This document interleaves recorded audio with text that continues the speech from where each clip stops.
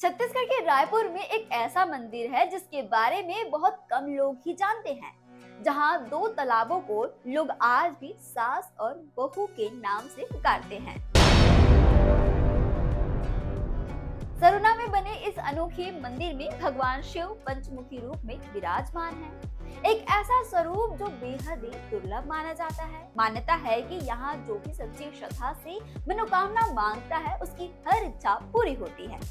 महाशिवरात्रि और सावन के महीने में यहाँ मेला लगता है और भक्तों की भारी भीड़ भी लगती है। लगभग 350 साल पहले ठाकुर गुलाब सिंह द्वारा बनवाया गया था और इसकी आध्यात्मिक शक्ति आज भी लोगों को अपनी ओर खींचती है। इस मंदिर के गर्भगृह में पंचमुखी शिवलिंग के साथ ही महादेव, पार्वती और गणेश जी की ऐसी प्रतिमा है जिसमें महादेव ने अपनी गोद में गणेश को लिए हुए हैं।